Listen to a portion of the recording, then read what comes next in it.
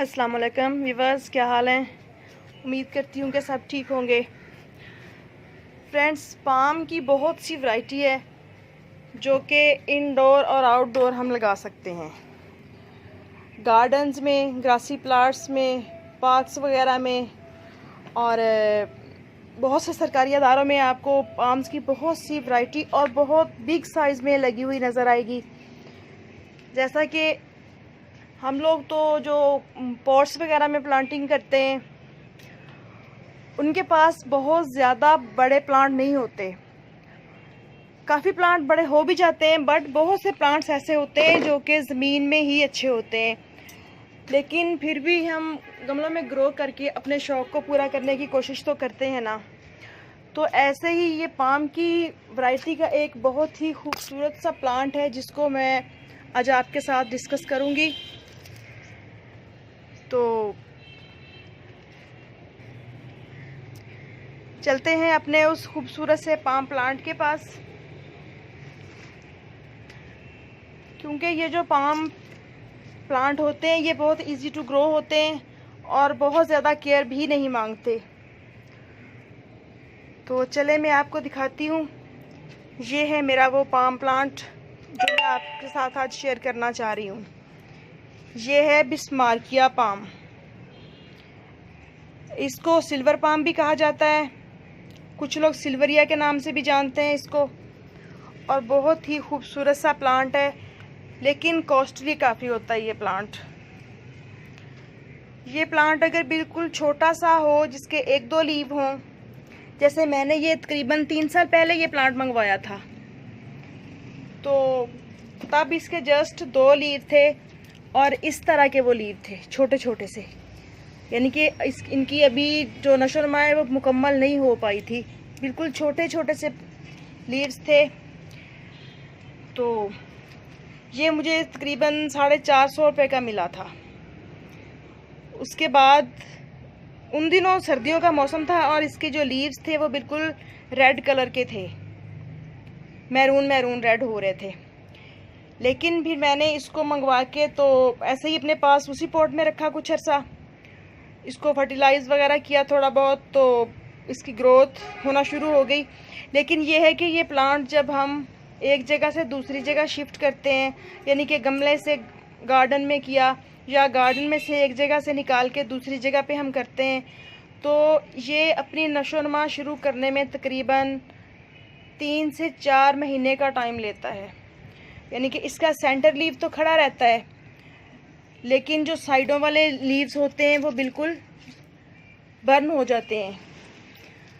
तो इस प्लांट को अच्छी ग्रोथ देने के लिए बेहतर है कि जो इसके लीव्स जल जाते हैं, इस तरह से ब्राउन हो जाते हैं, उनको यूँ बिल्कुल साथ से इस तरह से कट कर दिया जाए।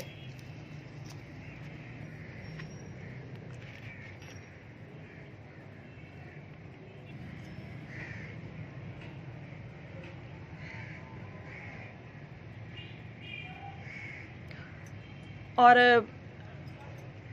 फंगस वगैरह का प्रॉब्लम बन सकता है इस प्लांट के साथ ओवर वाटरिंग की वजह से, तो उसके लिए आप कोई भी फंजीसाइड यूज़ कर सकते हैं। बाकी किसी भी खाद वगैरह के बगैर भी ये प्लांट बहुत अच्छा ग्रोथ करता है। भल वाली मिट्टी में ख़ास तौर पे बहुत ही अच्छी ग्रोथ होती है। लेकिन अगर आप इसको पॉट्स वगैरह में, जैसे मैंने लगाया हुआ है, हम लगाते हैं, तो इसमें हम DAP डाल सकते हैं, कावड़ंग कंपोस्ट डाल सकते हैं और NPK वगैरह 20-20 वाला डाल सकते हैं। तो ये प्लांट बहुत ही अच्छी ग्रोथ करता है और बहुत खूबसूरत नज़र आता है।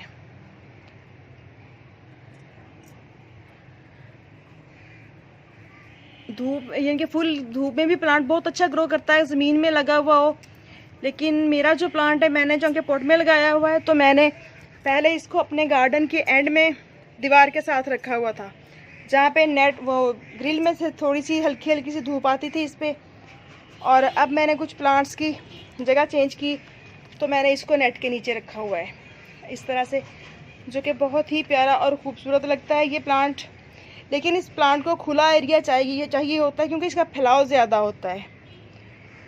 तो इस प्लांट के जो लीव्स होते हैं उनको जब बर्न होना शुरू हो जाए, जैसे मैंने बिल्कुल ब्राउन लीव काटा है अभी, तो इस कंडीशन में काटें, कच्चे लीव नहीं इसके काटने चाहिए।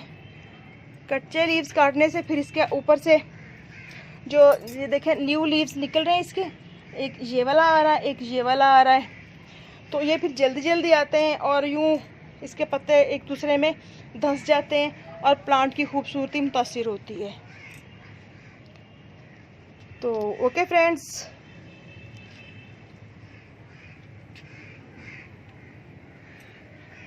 इस प्लांट के मुतालिक